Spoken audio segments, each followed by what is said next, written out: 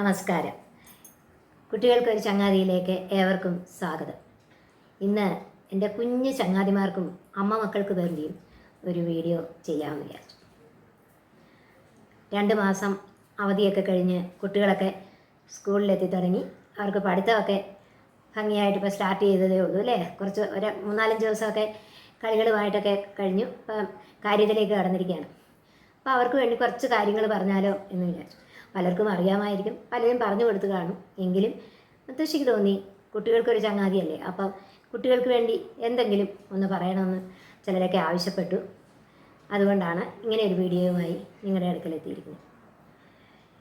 നിങ്ങളെല്ലാവരും സ്കൂളിൽ രാവിലെ എഴുന്നേറ്റ് റെഡിയായി പോകുന്നവരല്ലേ. അപ്പം നമുക്ക് ചില ചിട്ടകളൊക്കെ ഉണ്ടെങ്കിൽ, ഒരു ലക്ഷ്യബോധം, ഒരു ചിട്ട ഒക്കെ ഉണ്ടെങ്കിൽ അത് ജീവിതത്തിൽ നമുക്ക് വയസ്സായാലും ആ ചിട്ടയോടെയുള്ള ജീവിതം നമ്മളെ വളരെ നല്ല നിലയിലെത്തിക്കും.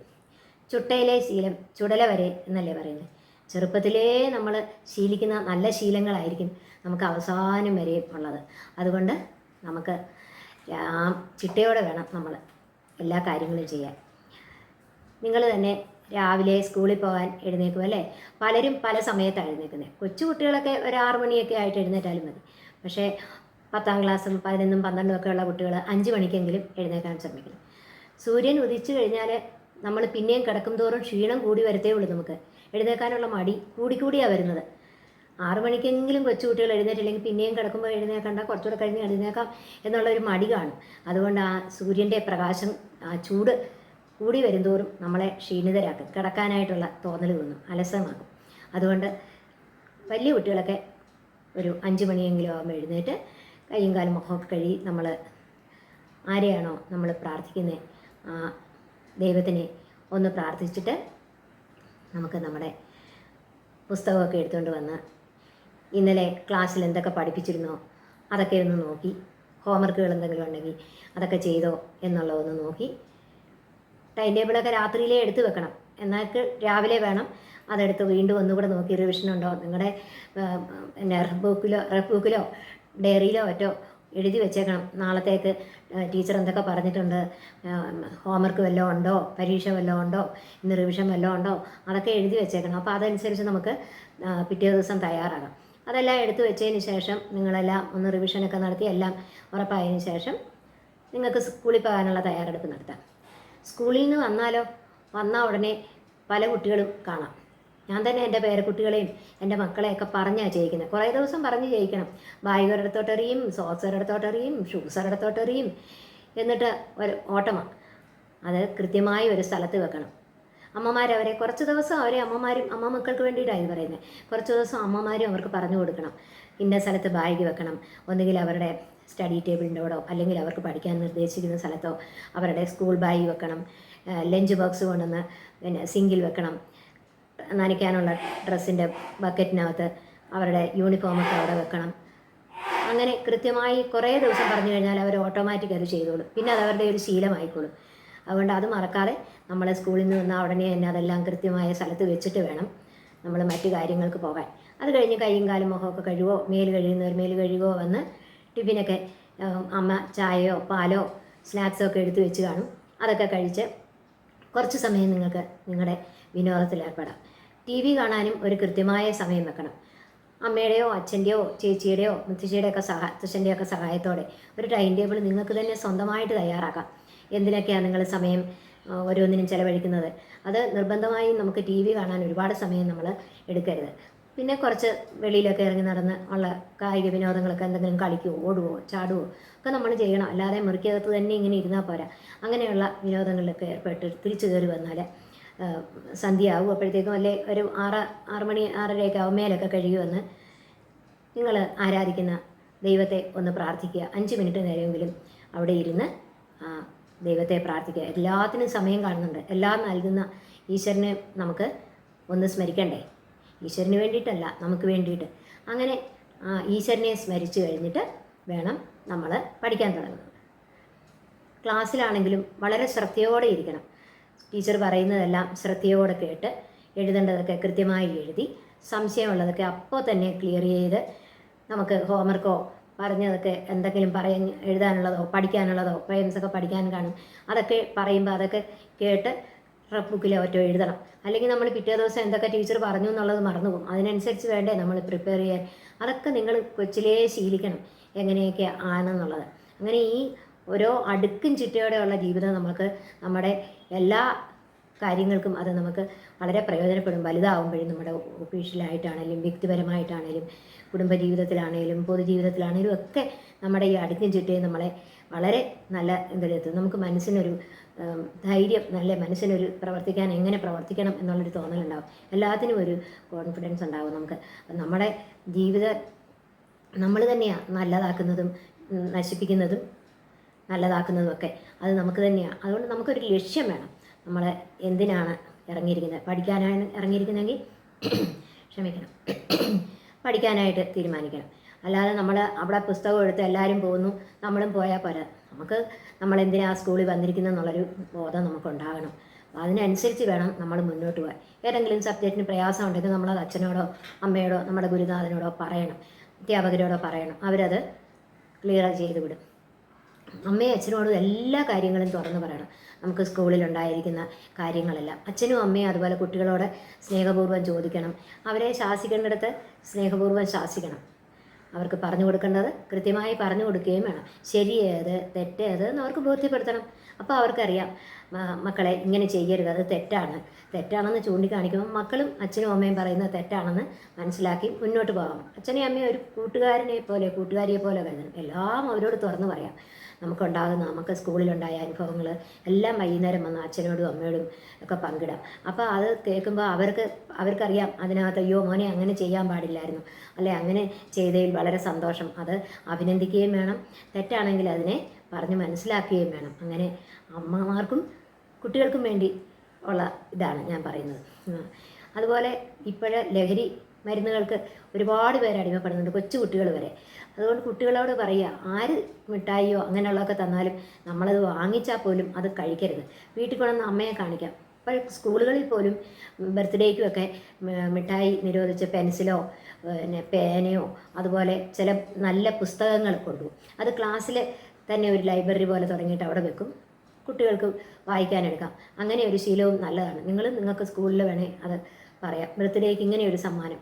അപ്പോൾ ഈ മിഠായി തരുമ്പോൾ ഏത് മിഠായിയാണെന്ന് നമുക്കറിയില്ലല്ലോ. നമ്മളത് വാങ്ങിച്ച് കഴിക്കും.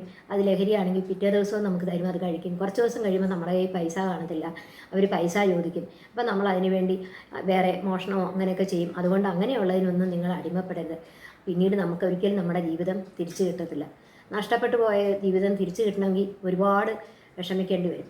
അതുപോലെ എല്ലാ കുട്ടികളും ഒരുപോലെ ആയിരിക്കത്തില്ല. ഭക്ഷണ രീതിയിലും സംസാരത്തിലും എല്ലാം വ്യത്യാസം കാണും. നല്ല കൂട്ടുകാരെ തിരഞ്ഞെടുക്കണം. പണ്ട് ഉള്ളവർ പറയും, കണ്ണാടി നോക്കി നമ്മൾ മുഖം നോക്കത്തില്ല, പറഞ്ഞ് മുഖം നോക്കി കണ്ണാടി നോക്കി ചങ്ങാതി വേണ്ടാന്ന് എന്ന് പറയും. ചങ്ങാതി നന്നായ കണ്ണാടി വേണ്ടെന്ന് ചങ്ങാതി പറയും. നോക്കൂ, നിൻ്റെ മുഖത്ത് പൊട്ടങ്ങോട്ട് മാറിയിരിക്കുന്നു, അല്ലെങ്കിൽ നിൻ്റെ മുഖത്ത് അഴുക്കിയിരിക്കുന്നു എന്നൊരു ചങ്ങാതി പറയും. അങ്ങനെ നല്ല ചങ്ങാതി ഉണ്ടെങ്കിൽ കണ്ണാടി വേണ്ടാന്ന്. അങ്ങനെ അത്രയ്ക്ക് നല്ലൊരു ചങ്ങാതി ആയിരിക്കണം നമ്മൾ തിരഞ്ഞെടുക്കേണ്ടത്. നമ്മുടെ ചങ്ങാതി നല്ലതായാലേ നമുക്കും നല്ലതാകാൻ പറ്റും. അപ്പോൾ എവിടെ തെറ്റ് കണ്ടാലും അച്ഛനമ്മമാർ തിരുത്തണം. അത് മക്കൾ ദേഷ്യമായിട്ട് തോന്നരുത്. കാരണം നിങ്ങൾ നന്നാകാൻ വേണ്ടിയിട്ടാണ് പറയുന്നത്. നിങ്ങൾക്കറിയത്തില്ല അവർ പറയുന്നത് നിങ്ങളോടുള്ള ദേഷ്യം കൊണ്ടായിരിക്കുമെന്ന്. ഒരിക്കലുമല്ല. നിങ്ങൾ നന്നായി വന്നാൽ അതിൻ്റെ ഗുണം നിങ്ങൾക്ക് തന്നെ. നിങ്ങൾ ചീത്തയായാൽ അതിൻ്റെ ദോഷവും നിങ്ങൾക്ക് തന്നെ. പക്ഷേ അച്ഛനും അമ്മയ്ക്കും അതൊരു വിഷമമാകും. അതുപോലെ മറ്റൊരാൾക്കൊരു സാധനം കണ്ടാൽ അതുപോലെ നമുക്കും വാങ്ങണം എന്ന് നമ്മൾ ആഗ്രഹിക്കരുത്. കാരണം നമ്മുടെ സാഹചര്യം ചിലപ്പം അതുപോലെ ആയിരിക്കത്തില്ല. അവനൊരു നല്ല ഡ്രസ്സോ അല്ലെ ഒരു പെട്ടിയോ ഒരു പേനയോ വാങ്ങിച്ചാൽ അതുപോലെ എനിക്കും വേണം എന്ന് വാശി പിടിക്കരുത്. കാരണം ഓരോരുത്തരുടെയും ജീവിത സാഹചര്യം വേറെ ആയിരിക്കും. അച്ഛനെ ചെന്നതും ബുദ്ധിമുട്ടിക്കരുത്. അച്ഛന് മക്കൾക്കത് കൊടുക്കണമെന്ന് ആഗ്രഹം തോന്നും. അച്ഛൻ്റെ കയ്യിൽ പൈസ ഇല്ലെങ്കിൽ അത് കടം മേടിക്കും, പിന്നെ ആ കടം തീർക്കാൻ വിഷമമാവും. അതുകൊണ്ട് നമ്മളെപ്പോഴും നമ്മുടെ വരുമാനം അനുസരിച്ച് വേണം ചിലവ് ചെയ്യാൻ. അത് അച്ഛനമ്മമാർക്ക് മക്കൾക്ക് പറഞ്ഞു കൊടുക്കുകയും ചെയ്യാം. നമ്മുടെ വരുമാനം ഇത്രയേ ഉള്ളൂ, നമുക്കിതിനനുസരിച്ച് ചിലവാക്കാൻ പറ്റും.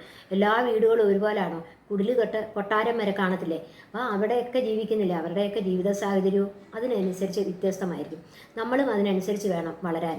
അതുകൊണ്ട് ആ അച്ഛൻ്റെ അമ്മയുടെയും കഴിവിനനുസരിച്ചായിരിക്കണം അത് മക്കളെ ബോധ്യപ്പെടുത്തുകയും വേണം. എത്ര വരുമാനമുണ്ട്, എത്ര നമുക്ക് ചിലവാക്കാൻ കഴിയും, നിങ്ങളെ ഉയർന്ന വിദ്യാഭ്യാസത്തിന് വിടണമെങ്കിൽ എത്ര രൂപയാണ് ചിലവാകും, അത് കണ്ടെത്തണം, അത് കടം മേടിക്കാതെ ചെയ്യണം. അത് നിങ്ങളും വിചാരിക്കണം. അച്ഛനമ്മമാരുടെ വിഷമങ്ങളൊക്കെ മനസ്സിലാക്കി വേണം നിങ്ങളും വളരാൻ കുട്ടികളെ. അവരെ ആവശ്യമില്ലാതെ ബുദ്ധിമുട്ടിക്കരുത്. അവർ സ്നേഹമുള്ള അച്ഛനും അമ്മയായിരിക്കും, പക്ഷേ അവർക്കത് വാങ്ങിച്ചു തരാൻ കഴിയത്തില്ല. ഒത്തിരി ദുഃഖം കാണും അവർക്ക്. അതുകൊണ്ട് അതൊക്കെ മനസ്സിലാക്കി നമ്മുടെ ജീവിതത്തെ നല്ല രീതിയിൽ മുന്നോട്ട് കൊണ്ടുപോകാൻ നമുക്ക് കഴിയും. അത് നമുക്ക് മനസ്സിന് എപ്പോഴും നല്ല സന്തോഷവും സമാധാനവും തരുത്തുള്ളൂ. സൗമ്യമായ പെരുമാറ്റവും സൗമ്യമായ സംസാരവും എല്ലാം വേണം. വളരെ ശ്രദ്ധയും നമ്മുടെ ജീവിതത്തിൽ സ്കൂളിൽ പഠിച്ചുകൊണ്ടിരിക്കുമ്പോൾ വളരെ ശ്രദ്ധയോടെ നമ്മൾ സത്യസന്ധമായി എല്ലാ കാര്യങ്ങളും ചെയ്യാൻ ശ്രമിക്കണം. ഒരു നല്ല കുട്ടിക്ക് വേണ്ട എല്ലാ ഗുണങ്ങളും നമുക്കുണ്ടാകണം എന്ന് നമ്മൾ ആഗ്രഹിക്കണം. മറ്റൊരാളുടെ മാർക്ക് കൂടുതൽ വാങ്ങിക്കണമെന്നല്ല. എനിക്ക് മോശം മാർക്കാണെങ്കിൽ എനിക്കും അവനോടൊപ്പം തന്നെ നിൽക്കാൻ കുശുമ്പും അസൂയയല്ല അവിടെ വേണ്ടത്. അവനേക്കാൾ ഒരു മാർക്ക് കൂടുതൽ വാങ്ങിക്കണം എന്നല്ല വിചാരിക്കണ്ടേ. എനിക്കും അതുപോലെ മാർക്ക് മേടിക്കണം, എനിക്കും അതുപോലെ നല്ല വിജയം കണ്ടെത്തണം എന്ന് വിചാരിക്കണം. എല്ലാത്തിനും ഒരു ലക്ഷ്യമുണ്ടെങ്കിലേ നമുക്ക് മുന്നോട്ട് പോകാൻ കഴിയത്തുള്ളൂ. നമ്മൾ മുന്നോട്ട് പോകണമെങ്കിൽ നമുക്ക് ആദ്യം വേണ്ടത് ലക്ഷ്യമാണ്. എല്ലാവർക്കും ഓരോരോ ജീവിതം വെച്ചിട്ടുണ്ടെങ്കിലും നമ്മൾ അതിനനുസരിച്ച് നമ്മൾ പ്രവർത്തിക്കണം. അല്ലാതെ താൻ പാതി ദൈവം പാതി എന്നല്ല പറയും. നമ്മൾ ദൈവത്തിനെ പ്രാർത്ഥിക്കണം. എല്ലാ കാര്യങ്ങളും നമ്മൾ ദിവസവും കിടക്കുന്നതിന് മുമ്പ് പറയണം, ഭഗവാനെ ഇന്ന് എൻ്റെ കാര്യങ്ങളെല്ലാം നീ ഭംഗിയായിട്ട് ചെയ്തു തന്നു, എനിക്ക് നടത്തിച്ചു തരാൻ എന്നെ അനുഗ്രഹിച്ചു. നാളെയും നീ എൻ്റെ കൂടെ ഉണ്ടാവണം, എൻ്റെ കാര്യങ്ങളെല്ലാം ഭംഗിയായി ചെയ്യാൻ അനുഗ്രഹിക്കണം എന്ന് ദൈവത്തോട് പ്രാർത്ഥിക്കണം. അപ്പോൾ തന്നെ നമ്മുടെ മനസ്സിനൊരു ധൈര്യവും നമുക്ക് ഭഗവാൻ കൂടെയുണ്ടെന്ന് തോന്നും. കാര്യങ്ങൾ ചെയ്യാൻ നമുക്ക് സാധിക്കും. അതുപോലെ കുട്ടികളോട് ബാഡ് ടച്ചും ഗുഡ് ടച്ചും എന്താണെന്ന് മാതാപിതാക്കൾ പറഞ്ഞു കൊടുക്കണം. അത് ആൺകുട്ടികളോടായാലും പെൺകുട്ടികളോടായാലും വേണം. പണ്ടൊക്കെ ഞാൻ വിചാരിച്ചിരുന്നു ആൺകുട്ടികൾക്ക് പ്രശ്നമില്ലല്ലോ, ആൺകുട്ടികളെ തനിച്ച് നിർത്തിയിട്ട് പോകാമല്ലോ. എനിക്ക് ഇതുപോലെ 2 ആൺകുട്ടികളായിരുന്നു. എൻ്റെ ഒരു കസിൻ സിസ്റ്ററുണ്ട്, അവർ സൈക്കോളജിസ്റ്റാണ്. ഞാനിങ്ങനെ പറഞ്ഞു ആൺകുട്ടികളായതുകൊണ്ട് പേടിക്കാനൊന്നുമില്ല. അപ്പോൾ പറഞ്ഞു ചേച്ചി അതൊക്കെ പണ്ടായിരുന്നു, ഇപ്പം അങ്ങനെയല്ല. ആൺകുട്ടികളെ പെൺകുട്ടികളെയൊക്കെ നമ്മൾ സൂക്ഷിക്കണം, അവർക്കൊക്കെ അപകടങ്ങൾ ചതിയിൽപ്പെടാം. അതുകൊണ്ട് അവരെയൊക്കെ അത് പറഞ്ഞ് മനസ്സിലാക്കണം. അതുകൊണ്ട് അമ്മമാർ അതൊക്കെ അവർക്ക് പറഞ്ഞു കൊടുക്കണം. നേരായ മാർഗ്ഗങ്ങൾ അവർക്ക് നമ്മൾ പറഞ്ഞു കൊടുക്കണം. പല പ്രാവശ്യം പറഞ്ഞു കൊടുക്കേണ്ടി വരും. അവരെ ശിക്ഷിക്കണ്ട, പക്ഷേ സ്നേഹപൂർവ്വം അവരെ ശാസിക്കുകയും വേണം. മക്കളും അത് മനസ്സിലാക്കണം. അച്ഛനും അമ്മയും പറഞ്ഞു തന്നിട്ടുണ്ടല്ലോ, അത് നമ്മൾ ഓർക്കണം. നമുക്ക് പല പ്രാവശ്യം പറഞ്ഞു തന്നിരിക്കുന്നുണ്ട്.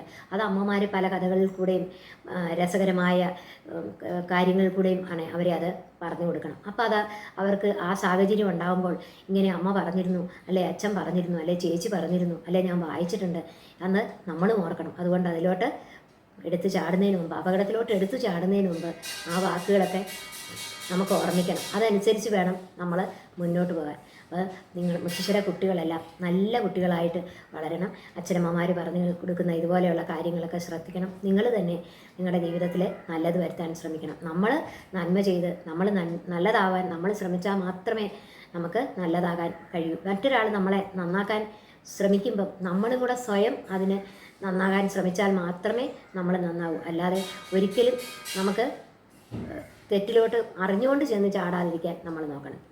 ചാടിക്കഴിഞ്ഞാൽ അതിൽ നിന്ന് രക്ഷപ്പെടാനുള്ള മാർഗവും നോക്കണം. അല്ലാതെ നമ്മൾ അതിൽ നിന്ന് അപകടപ്പെട്ടു പോയി ഇനി എങ്ങനെ. അച്ഛനെയും അമ്മയും പേടിക്കണ്ട, അവരോട് എല്ലാ കാര്യങ്ങളും പറയാം. തനിക്ക് പറ്റിയ അപകടങ്ങളോ തനിക്ക് പറ്റിയ ചതിയോ അതിനെക്കുറിച്ചൊക്കെ പറയാം. പേടിച്ചത് പറയാതിരിക്കരുത്. അത് പറയാതിരുന്നാൽ കൂടുതൽ അപകടത്തിലേ എത്തത്തുള്ളൂ. നമുക്ക് അച്ഛനും അമ്മയും അല്ലാതെ നമ്മളാരാ നമ്മുടെ കാര്യങ്ങൾ പറയാൻ? അവർക്ക് നമ്മളല്ലാതെ ആരാ ഉള്ളത്? നമുക്ക് നല്ല നിലയിൽ എത്തിക്കഴിഞ്ഞ് നമ്മൾ വിചാരിക്കണം, അച്ഛനും അമ്മയും നിങ്ങളുടെ സഹായം ആഗ്രഹിച്ചില്ലെങ്കിലും ആവശ്യപ്പെട്ടില്ലെങ്കിലും എൻ്റെ അച്ഛനെയും അമ്മയും നോക്കണം, എനിക്ക് അങ്ങനെ ഒരു കടമയുണ്ട്, എന്നെ വളർത്തി വലുതാക്കിയത് എന്നൊരു കടമ ഉണ്ടല്ലോ എന്ന് മക്കളും വിചാരിക്കണം. അങ്ങനെ നമുക്ക് നമ്മുടെ ജീവിതം നല്ല രീതിയിൽ മുന്നോട്ട് കൊണ്ടുപോകാം. അതുകൊണ്ട് നിങ്ങൾ നല്ല കുട്ടികളായിട്ട് പഠിക്കണം, ക്ലാസ്സിൽ ശ്രദ്ധയോടെ ഇരിക്കണം, ലഹരി പദാർത്ഥങ്ങൾക്കൊന്നും അടിമയാകരുത്, നല്ല കൂട്ടുകെട്ടിൽ കൂടുക. ചീത്ത കൂട്ടുകെട്ടിൽ ചെന്നാൽ വളരെ വേഗം അതിൽ നിന്ന് രക്ഷപ്പെടാൻ നോക്കുക. അച്ഛനോടും അമ്മയോടും എല്ലാ കാര്യങ്ങളും തുറന്നു പറയുക. ടീച്ചറിനെയും ഒരു എല്ലാ ബഹുമാനവും കൊടുത്തുകൊണ്ട് എല്ലാ സ്നേഹത്തോടെയും ടീച്ചറിനോടും നമുക്കെല്ലാം തുറന്നു പറയാൻ സാധിക്കും. അമ്മയും അച്ഛനെയും പോലെ തന്നെ ടീച്ചറിനെയും കാണാം. ടീച്ചേഴ്സിനും നമ്മൾ മക്കളെ പോലെ തന്നെയാണ്. അവരും സ്നേഹിക്കുന്നുണ്ട്. അവർ നമ്മളെ ശാസിക്കുന്നത് നമ്മൾ നല്ലതാകാൻ വേണ്ടിയില്ല. ചീത്തയായി കഴിഞ്ഞാൽ ടീച്ചറിനൊന്നുമില്ല, പഠിപ്പിച്ചു, എല്ലാ ക്ലാസ്സിലും പഠിപ്പിക്കുന്നു, ശമ്പളം കിട്ടുന്നുണ്ട്, അവർക്ക് അവരുടെ പാട്ടിന് പോകാം. പക്ഷേ നിങ്ങളെ നാളെ ഒരിക്കൽ വഴിയിൽ വെച്ച് കാണുമ്പോൾ ഞാൻ പഠിപ്പിച്ച കുട്ടിയാണല്ലോ, ആ കുട്ടി ഇത്ര വലിയ നിലയിലെത്തിയെന്ന് കാണുമ്പോൾ ആ ടീച്ചറിന് എന്ത് അഭിമാനം തോന്നുമെന്നറിയാം, എത്ര സന്തോഷം തോന്നുമെന്നറിയാം.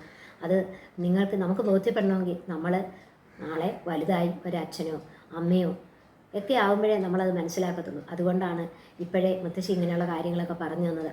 ഇനിയും ഒരു നല്ല കഥയുമായി മുത്തശ്ശി ഉടനെ വരുന്നതാണ്. നിങ്ങളൊക്കെ മിടുമിടുക്കരായിട്ട് വരണം. മുത്തശ്ശിയുടെ കൊച്ചു കുഞ്ഞുങ്ങളൊക്കെ, മുത്തശ്ശിയുടെ ചങ്ങാതികളൊക്കെ, അങ്ങനെ അമ്മ മക്കൾ ഈ കഥ കൊച്ചു കുട്ടികൾക്ക് പറഞ്ഞു കൊടുക്കണം. നിങ്ങൾക്ക് ഈ കഥ ഇഷ്ടപ്പെട്ട് കാണുമെന്ന് വിചാരിക്കുന്നു. എല്ലാവർക്കും നമസ്കാരം.